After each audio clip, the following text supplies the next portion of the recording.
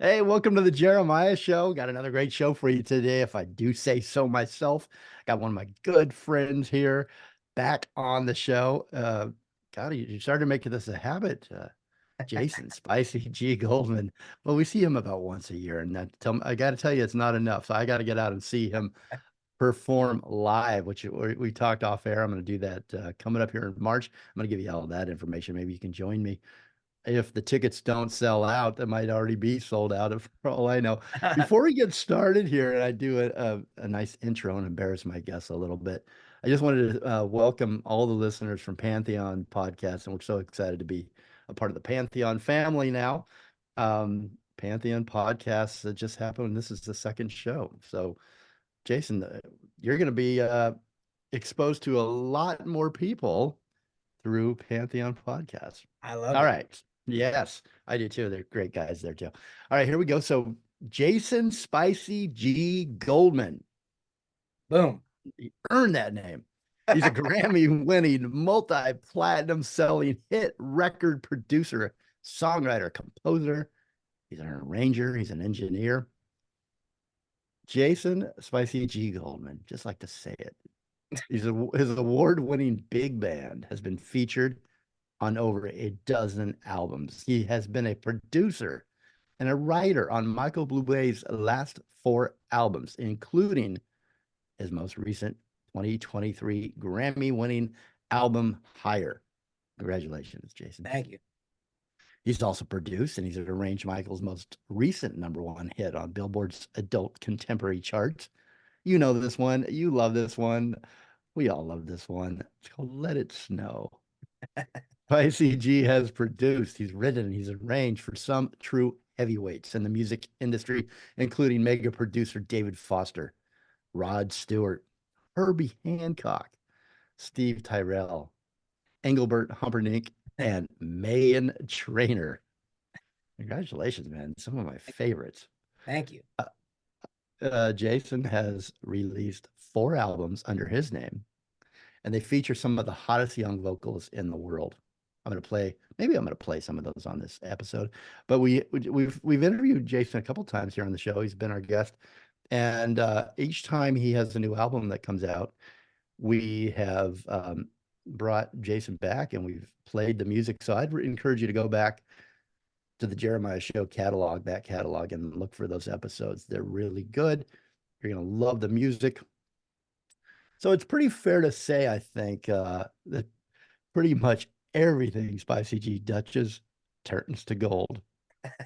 Wow, But that's the he hope.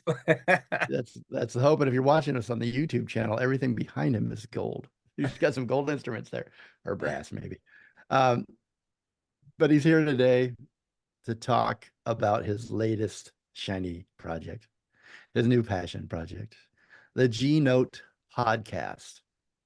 So I'm going to let Jason explain what the podcast talks about. But for you, not only music lovers, music fans, but musicians that are trying to make it in the business, you got Spicy G here giving some advice in this podcast. So I'd encourage you to go right now over to Spotify, to wherever you get your podcast, and subscribe so you get notified when there are new episodes. There are 5 out right now.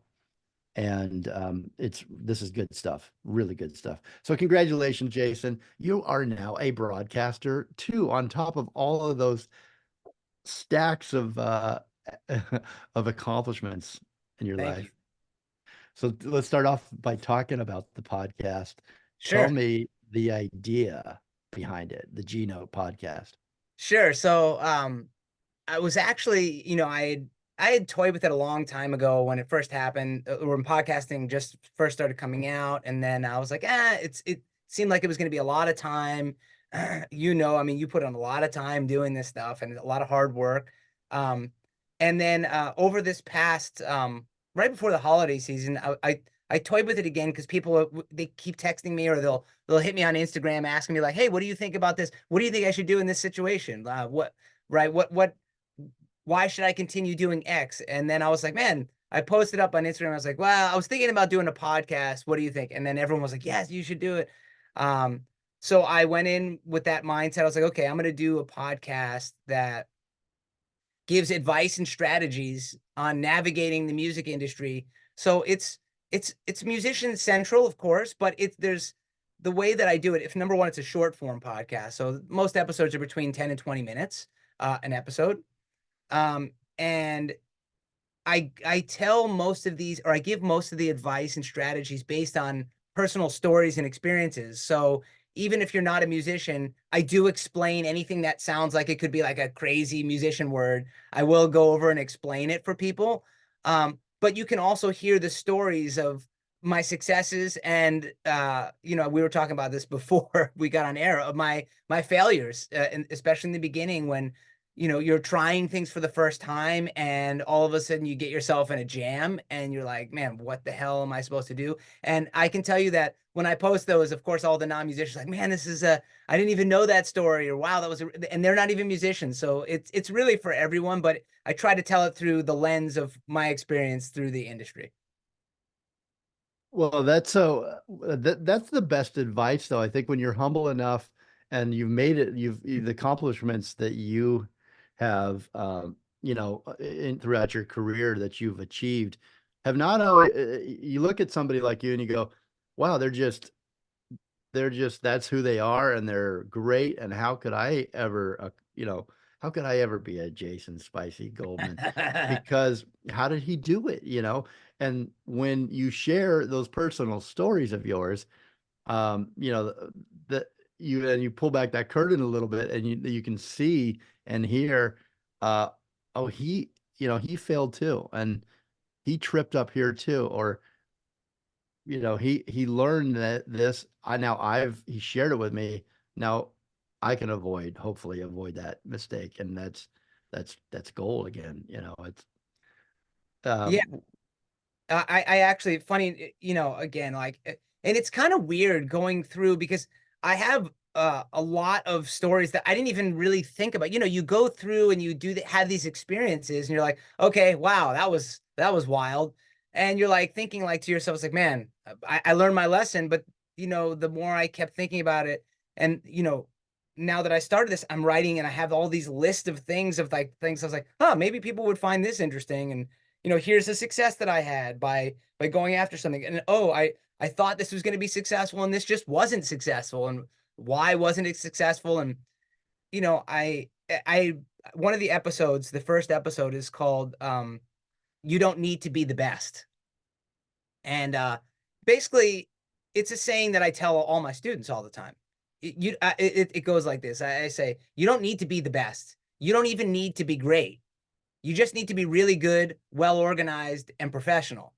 And this is basically how to succeed, really, to me in the music industry. And funny enough, one of my friends, he worked on some of the Bublé records with me. He's a bassist in Bublé's band, played with Shakira. I think he's out with Jewel right now. He just hit me up. He's like, "Man, I felt like you were talking about me." He's like, "Cause I'm not I wasn't the best at all." he's like, and I made so many mistakes. He's like, "Man, it's like I really felt like you were talking about my experience. Like I never feel like I'm even close to the best yet. I'm able to work because I got things kind of together and organized, and I'm really professional." And he is. So, matter of fact, he's gonna be one of the guests on the pod as well, because he's a fantastic musician. But I just thought it was interesting that even a professional, and he's not the only one. A couple of others hit me up, were like, "Man, I had that same experience or very close to that experience." It's good to know that I'm not alone. yeah. And well, I mean, think about it. Like, as you came up, Jason, the mistakes that you made were yours. You were questioning, how maybe you didn't know, how do I get from here to there? How do I become successful in the business? And so you're living these things, but you're probably not sharing them with anyone, right? Do you That's have a right. mentor? Do you have somebody that you're talking to daily and go, hey, I don't know how to handle this one. So you're figuring them out and you're not sharing them. So now you're sharing them. You're sharing your failures and your triumphs with your listeners. How do you like it so far? And have you learned anything about yourself going through this process? Um, I love it. Honestly, I mean, again, I'm a teacher at USC, for 22 years now. Still, I'm the chair of the jazz department over there. So I would only tell these select stories to my private students when I have one-on-one. And I would, every now and again, when people ask me to do guest master classes, I would give one of those. But in this case, I mean, I'm just learning a lot because, and more so than anything, I'm just remembering stories that have happened, and I'm thinking to myself, "Wow, I can't believe that I happened." did that. That happened. So Yeah, like that this, happened. yeah, the second episode is called "Explode," really, with a question mark, and this is basically my experience when I started, so you know, I started producing late in my career. And matter of fact, this is a future upcoming episode about how it's never too late to start something new. Um, and I didn't start really producing till like 33. Like that's when I really got into it. Like everything before that was just me playing jazz, writing jazz, playing music, right? So now I'm going back through these stories, and this particular story is me talking to and working, I should say, really getting advice and mentorship from, at the time, was the president of BMG Publishing, one of the biggest publishing companies in music. And me just sitting there for 2 years. I was bringing in songs, having him listen, and him not really giving me much acknowledgement until finally I was like, man, do you like anything that I'm bringing you, like at all? And it kind of goes into, what he was a very straight talker, very straight shooter, rarely ever smiled. Wonderful person though, always made time for me. But I say this on that episode too. Like he never gave me anything. Like in terms of like, yeah, you want a publishing deal, or hey, you connect me with this person or that person. It was always like I felt like I was just working to try to Hmm. like get him to like a song, Mm. which was And you challenging. did that produce better results? Oh yes, You like know, now that you're looking back at it, I mean, you wanted that I guess him to reward you with a this is great, I love this song, or yeah, give you that that pat on the back, but sure. instead he did it, and you just tried harder and harder and harder, and did that help, you think? It helped me again. So everyone learns different, as I'm sure you know. It's like for me, I respond better to those types of people that are super direct, which I am as well. And I would he would listen to a batch of 5 songs. Like for example, I bring in 5 songs. He would listen to them.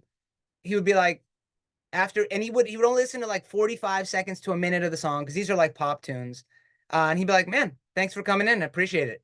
That would be it for like a year and a half. And the way I kept learning is I would be like, man, like I don't know if he likes, so I got to write better songs. And then finally one day I broke down. I was like, man, like I said, do you like any of the songs? Like, and I'll never forget the conversation. The short of it, you can listen to the whole thing on episode 2, but he was like, man, the songs aren't good enough.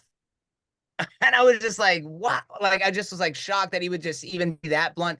He was like, man, whether it's this, because I was like, well, is the producing good? Is the songwriting good? He's like, whether one is good or, and one is not, it doesn't matter. The whole thing, the whole package isn't good enough yet. Hmm. And, for me, I was like, I would just keep trying to, after a while, I was like, well, tell me something. And he wouldn't give me a specific. He would just be like, get better songwriters. Like obvious answers that you and I would be like, oh, but I just, you have these things going through your head and you're not always thinking like, well, I need to get the songwriting better. So what should I do? Well, I should probably find better songwriters, right? Um, So so it would almost sounds like abuse. If I I, sat here, I'd be like, why am I exposing myself to this yeah, over and over and not, getting the result I want? I want that, like this is a good one. But this instead for you, you like that straightforward, this is what yeah, it is. This is this is, what you got to do. And yeah, then tell me yeah. what happened next. How did you overcome that? So basically, again, after a year and a half, I said, man, what do I need to do? And he was like, look, he's like, you need to work with better songwriters. But I'm like, yeah, but that's why I'm basically here. Like, I thought you could hook me up with songwriters. He's like, man, you need to figure it out. And I was like, are you even interested in signing me to a publishing deal? And he said this actually, and this isn't even in this particular episode, so it's only in here that I'm saying it. But he was like, look, if I give you a publishing deal, I can give you one of these $20,000 publishing deals that we offer like starting writers. He's like, what is that going to do for you? He's like, seriously, what is that going to do for you? The songs aren't going to be good enough. You're just going to be going to these rooms with people that you're not going to be super happy with. And yeah, you get $20,000 that is not really going to get you very far that you're going to have to pay back. It's like, he's like, there's no point in me giving you. You're already making way more money than that now doing what you're doing. He's like, you know, you need to focus on getting to that top level. You need to write better songs, work with better musicians, work with better songwriters. And if you can't, you need to figure out how to do that yourself by studying, basically, paraphrasing, you need to study those that have the best stuff and try to figure out how to make that stuff. But not emulate them, you right? Find the unique personality Hmm. of myself. Because on this particular episode, he says to me, the reason he says explode really is I brought in a song. At the time it was like, the bubblegum pop phase, and I brought in a song that was very similar to like Katy Perry, or something like producer Max Martin would bring in. And that's when he goes, after 30 seconds, he goes, explode really? And then he looks at me, he's like, man, don't try to emulate Max Martin. You're not Max Martin. He said that flat out. You're not Max Martin. He goes, why would I hire you? I can hire Max Martin. He's like, I don't need a second rate Max Martin. I was just like, oh my God. Like, wow. Like, he You was know what? like, He actually find your sounds thing. like he really cared about you though, I know because he did. if he didn't care, he wouldn't continue to give you that great, maybe great feedback. Did you Yeah. believe him or did you say, no, I got a great, this is good. You're I, wrong. This is good. Did you ever get to that? Did you ever I, feel that? I 100% believe him, because this is a guy who was at the top of the game. Like, my opinion, sure, I have my own opinions, and but he explained to me, because of course I did the challenge that probably most of us are thinking. It's like, man, there's so many pop songs, they sound the same, right? And so I would be like, well, what about this song from this artist? He'd be like, that's not their first hit. And I would say, well, what does that matter? He goes, what you're trying to do is be the cat that writes the incredible song. He's like, they don't need you to write the average songs, because they can do that themselves, right? They need you to write the songs that are unique, the best. He's like, so there's no point in you being an average anything. He's like, you need to go for the gold or just drown with the rest of them. And I was just like, my mind was just completely like, wow. So you took that to heart and Yeah. that became part of your philosophy and what drove you. Yes. And flash forward and spoiler alert, look at the hits you've had. I mean, look what you've accomplished. It's incredible. So the happy ending, is there a happy ending? What was the song? And did this ever happen where you took the song and he said, that's it, you got it? Or did you He make it on your own yeah. and have you had follow-up conversations where he's like, this is what I was talking about? Um, there was never a time that he was like, this song's amazing. Never. Never said anything like that. But I do remember getting over one hurdle with him. And only one time, when I felt that he actually gave me this thing inside, like after all this time, I was like, oh my God, I think I did it. It was a song that I brought in with, I had started working with another songwriter, and he had listened for the first time through an entire one of my songs, which I was like, wait, after about like a minute and a half, I was like, he's still listening to this song. I was like, what the hell is going on right now? And he listened through the whole song and he stops, because usually he was just sitting there texting. Like, I always felt like, I was like, man, I wonder, he's like not even paying attention. But to me, I was like, I'm assuming when he hears something he likes, he'll stop. So after that full song was over, he looked up and goes, who's this person you're writing with? And I told him who it was, and he was like, you need to keep working with this person. And then I had brought in a song that I wrote, Yes. yes, that I wrote with this person, and he goes, the production on this is stellar. Which I was like, Oh, oh amazing. my God. Inside. Okay, what's the lesson out of all this, Jason? What's the Sure, spicy G? What is the lesson? Like what you had one sentence. sure. What did this experience teach you, and what's the lesson that you could pass on? Yeah.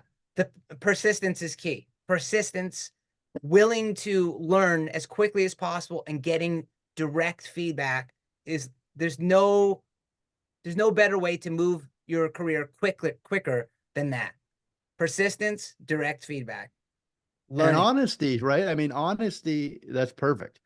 But people that are honest, there are not that many, especially in this business, right? Yes. Entertainment and music. They'll tell you what you want to hear, but they're not genuine. The honesty is invaluable sometimes. Somebody tells you really what they think, take it. Don't get dejected and Yeah. go home and cry, or maybe go home and cry for a little bit, but then get Yeah. back up and try it again. All right, my special guest today, Jason Spicy G Goldman. He is back. He's bringing some great advice. He's also bringing us a great podcast for everybody out there that's in the music industry, and even those that aren't.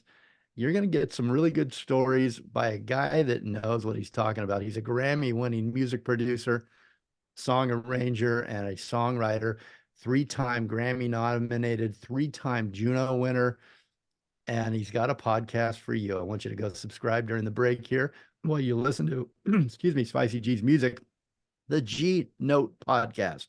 New episodes drop every Thursday.